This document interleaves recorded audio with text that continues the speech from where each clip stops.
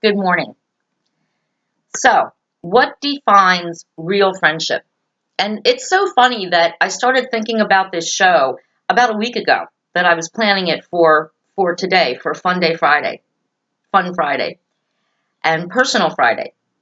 And just 2 days ago, I saw on the Today Show where they did a survey about how you define a close friend.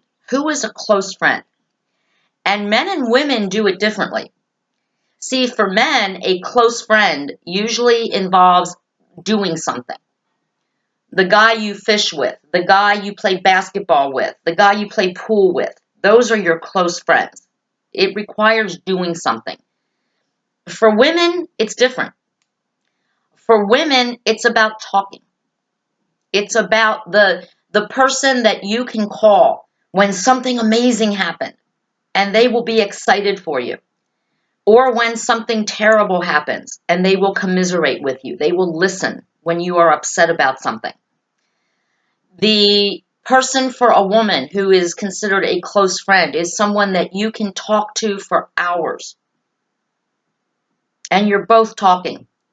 And the conversation just goes on and on. Deep, deep conversation. That is a close friend. Now look, we all have friends that we consider friends, but they're not really close friends. We have the friends who like to party with us, who love to hear about all the good stuff that's going on in our life, but the second we start talking about anything that's wrong, they tune out. Like, no, no, yeah, you know what? I'm trying to relax, do that. Let's just have a good time. Let's not get into that. They don't want to hear about your beliefs. They don't want to hear about your opinions on what's going on in the world. They don't want to hear that anything is wrong. Oh, my back's acting up. Okay, that's cool. Can someone get me a drink? Now they're friends. It's not their fault. They're just not interested in your life. But those people are not your close friends. A close friend is someone that you can call when times are great and when times are horrible. A close friend you can call when you are overreacting to something and you know it, but they will treat it like it is the most important thing that ever happened today. I have a friend like that. I have actually two friends. Now one has a busy life. They both have busy lives, but one has a full-time job and a small child who has some health issues. But I have another friend that I met last year, and it is the best thing that ever happened to me, to meet this wonderful woman who, by the way, is not only close in age to me, but we have so much in common. It's unbelievable. And we actually have a saying that she brought up. It's called ride and die bitches.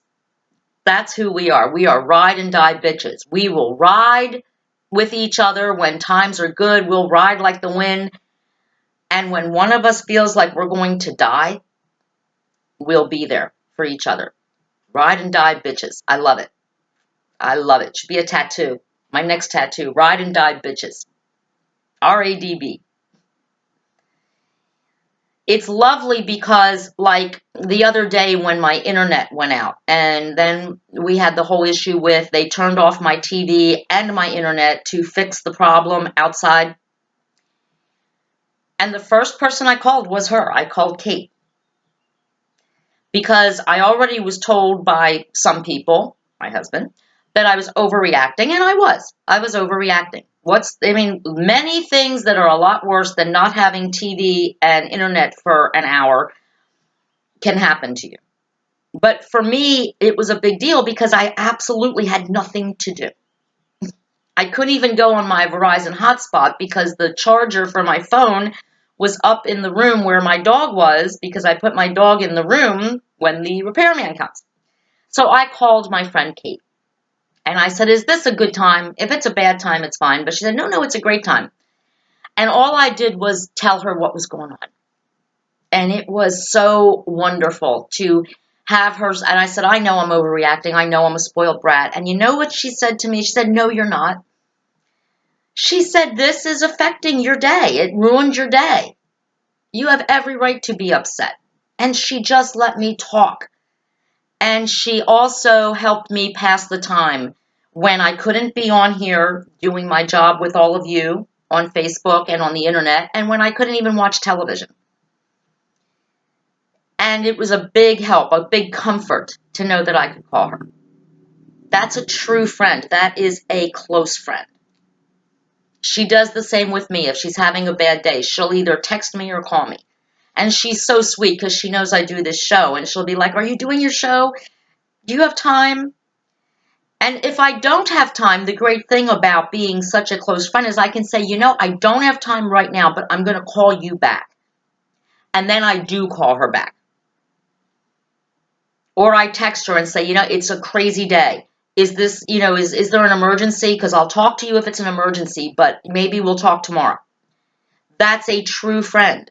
Don't ignore each other. Don't assume that you have all these close friends and that they know how much they mean to you. Don't ever assume that. If you haven't spoken to someone you think is a close friend for a very long time, chances are they think you no longer give a shit about them. And it doesn't take a lot with today's technology. Send a text, hey, thinking about you, how you doing? An email. Or better yet, even pick up the phone. You might get the answering machine if the person is busy or not at home. But just hearing your voice on the answering machine, saying, I was thinking about you today, how are you? That means so much. And if you don't do that, then somebody that you might consider a good friend will think, I guess they just don't care anymore. Friendship is a two-way street as well. You have to listen as much as you talk. It can't always be about you. I've had to learn that, by the way. I used to be the kind of person that it was always about me, and I wanted to do all the talking, and I didn't do enough listening. And now I've worked on that, and I make sure that I listen as much as I talk. And even if whatever somebody else is talking about doesn't really interest me because it's important to them and they are a good friend of mine, I will listen. Because it's important to them. That's the other part of being a good friend. You don't have to be completely enthralled with what somebody is saying to you, but if you really care about the person and it's important to them, then it's important for you to listen to what they have to say. Friendship is much like a marriage. There is no room for pride or jealousy. Remember in the marriage ceremony they say something about love is not proud or boastful, and pride is not envious. Love is not envious. It may be easy to look at what somebody else has and say, oh, I wish I had that. People do it to me. People do it to some of my friends. There is no room for jealousy in a friendship, especially if you know the person well enough to know how hard they worked to get what they have. There should be no boastfulness in a friendship.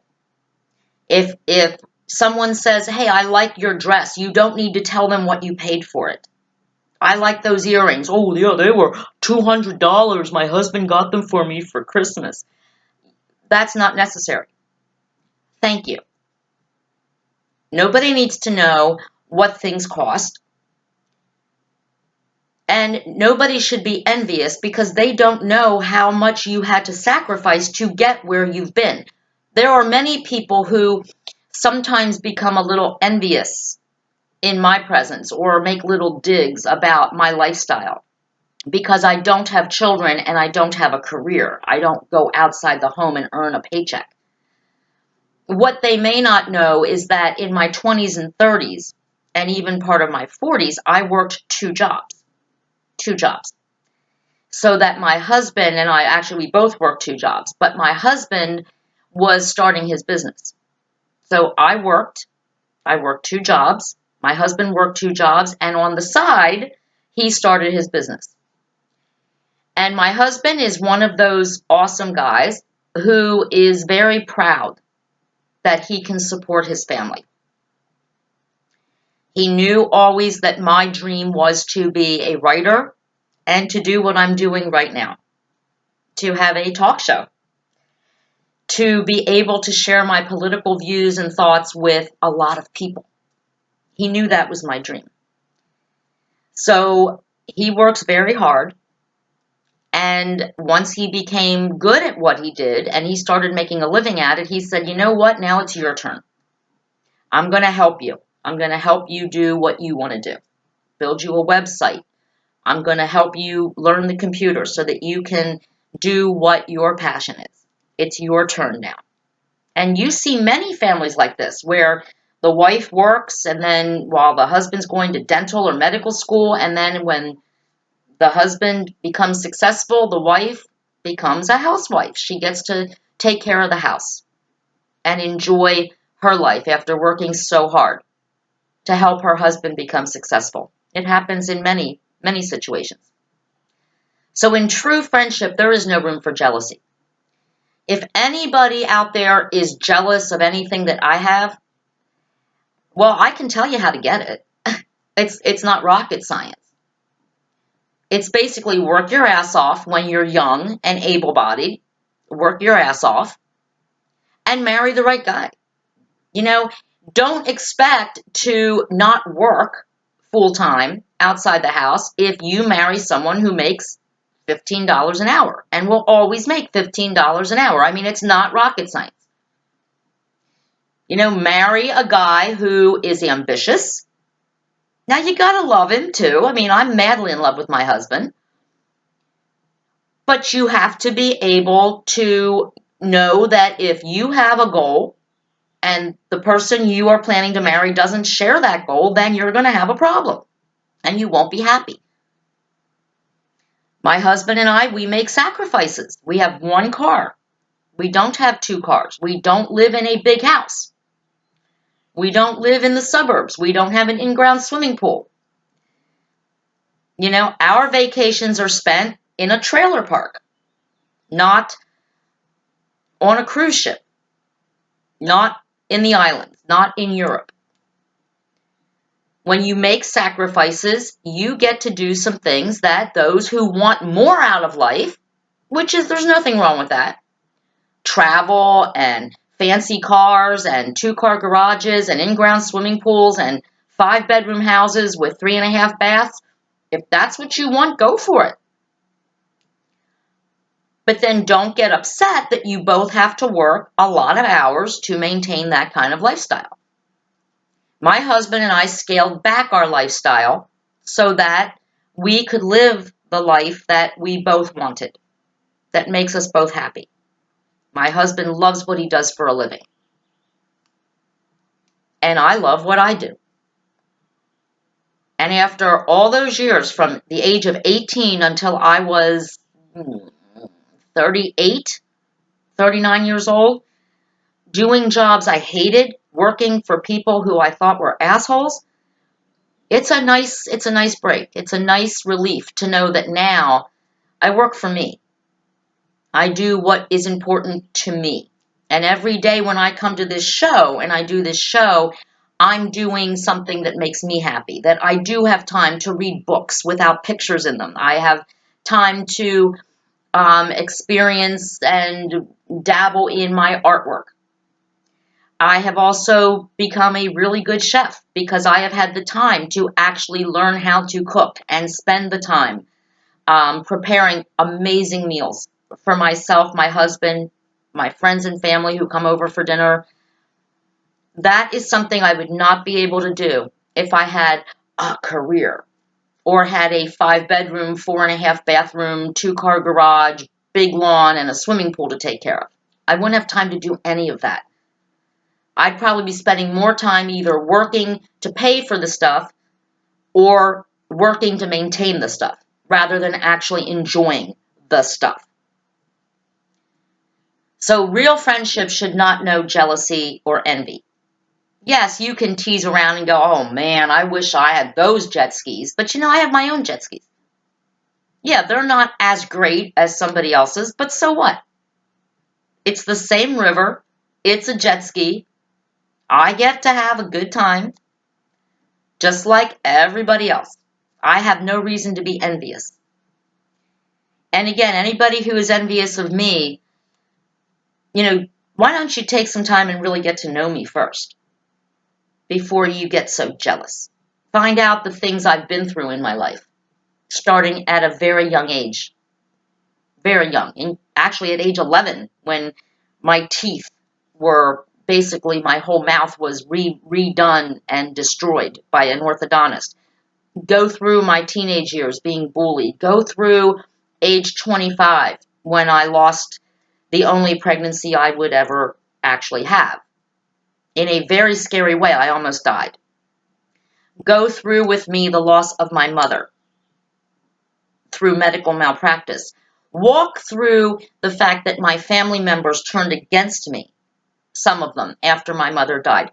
Walk with me through my life. Walk through me through a life where nothing was as I planned it. I never had my big princess wedding day like many of you did. I don't have fabulous pictures and dancing and partying and having a wonderful time. I don't have any of that. My own mother wasn't at my wedding because she died. She was killed. Walk with me through all of that. And then say that you're jealous of me. And if you are jealous of me, then you know what? That's fine. You're not a real friend. That's okay. I have a couple really good friends that I can count on. And really, that's all you need. That's the point of the show. Many of you will say that a value of a life is how many friends you have. Well, I'm going to tell you something. You're going to meet thousands, literally thousands of people during your lifetime.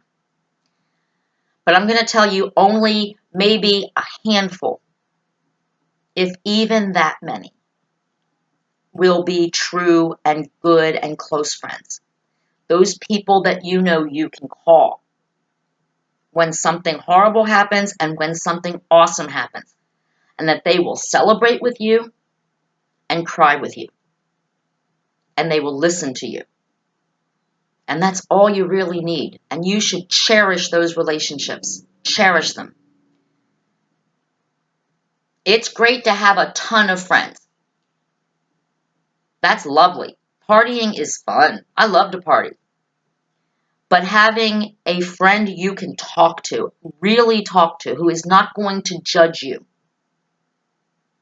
Even when you're saying, I'm being a spoiled brat, I'm overreacting. For a friend to say, you know what? It's how you feel. I'm listening. I'm here. That's a gift. It's a gift that needs to be nurtured and cherished. Ride and die bitches. We ride high together, and in the low times, we will die for each other. When one of us feels like we would love to just lay down and die, the other one picks us up and says, not on my watch.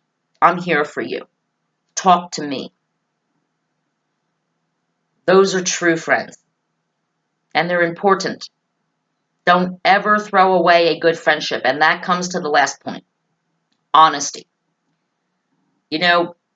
Any two people, even family members, siblings, you will at one point disagree on something or you'll have a fight. Don't let something fester. If one of your really true valued friends pisses you off or does something that offends you or hurts your feelings, just tell them. Don't keep it inside. Don't talk behind their backs. Go up to them, fascia e fascia, and say, I heard you said something. Why would you do something like that? Let's talk about this. I don't want to lose our friendship, but we need to talk. I'm upset with you right now. Talk it out. And if you decide that you no longer want to continue a friendship with somebody, don't do it on Facebook. Don't do it on Twitter. Don't do it through a text. Don't just stop calling the person or talking to the person. Let them know, this isn't working out for me anymore. I think we need to take a little break from each other. You did something that offended me. I've probably offended you back. I think we're not doing good for each other anymore. So let's just cool it for a little bit. But be honest about it. Because chances are when somebody stops calling somebody or stops talking to somebody, the person on the other end, they don't know what the hell happened. What did I do? What did I say? I don't think I did anything. Did I do anything? And then we're driving ourselves crazy. What did we do that was so horrible that these people no longer want to talk to us? Let the person know. Have the balls to stand fascia to them and tell them, you hurt my feelings. You upset me. You did something that offended me. And then talk about it. Sometimes the friendship could even be salvaged once everything's out in the open. But keeping it inside and then telling other people about it and dissing your once good friend to other people, what a bitch she is or what she did to you and blah, blah, blah, that helps nobody. And you don't need a bunch of troops to end a friendship. You don't need to have people behind you and start turning other people against your friend, your person who was once your friend. You don't need that. If you have a problem with me, then that's fine. You have a problem with me. But you don't need to be going around to all other people who actually are my friends and like me and telling them not to like me. That's very uncool. I never did anything to them. If I did something to offend you, I've probably already apologized, and I apologize right now. But that doesn't give you the right to tell other people they can't be my friends, or else you're not going to be their friends. And that happens a lot, especially over the summer for some reason, where people act like high school clique, college, high school, elementary school, really. I hate her, I like you, but if you like her, I don't like you anymore. You can't be her friend and my friend. That's not right. Because these people are saying, well, she never did anything to me. Just because she pissed you off, why can't I be your friend? I like her. But that's how it works out a lot of times. And I think it's so pathetic and so childish. I will say this right now. Anybody who has a problem with me, if it was my fault, again, I've probably already apologized for my handling of it. I probably still defend my opinion, but maybe I handled it wrong. I've apologized for that. And I know for a fact that some people who don't particularly like me, I have gone to in person, fascia, and tried to make amends. And I have been rebuked. And that's fine.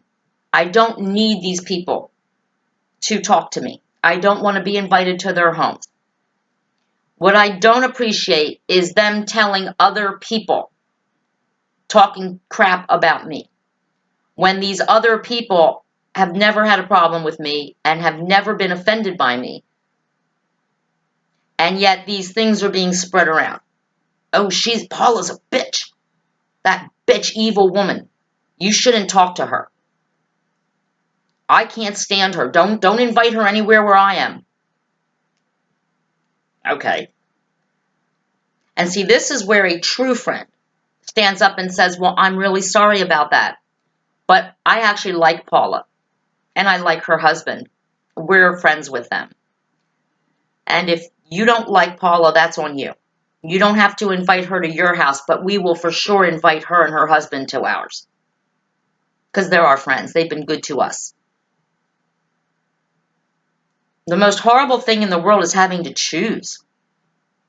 And especially when the people you're choosing between aren't actually even really true close friends.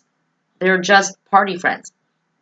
Friends who want to drink with you, eat good food with you, go to dances with you. But they won't have your back when you need them. Doubtful. They won't keep in touch with you over the winter. They won't text you every day just to say, hi, how are you? Like my friend Kate does. My friend Kate and I talk at least on the phone. We talk once a week, maybe sometimes twice or 3 times a week, depending what's going on in our lives, because we always call each other when something happens, good or bad. And we share. That's a true friend. So the whole big thing about this show is pick and choose your true friends very carefully. And having a ton of friends is awesome. It's great to have people to party with. You know, a big group of people eating clams, eating crabs, dancing on the beach. It's fun. But when times get tough, on a cold winter's night, it's really nice to have that one phone call, that one phone number. And that you know on the other end of the phone is going to be someone who is not going to care what we're drinking, what we're eating, who's got the bigger house or the bigger boat or the bigger tan. They're just going to want to hear what's going on with you because they care. Talk to me. What's going on? I'm here for you. I have your back. Ride and die bitches. There ain't nothing like them. Political Paula. Out.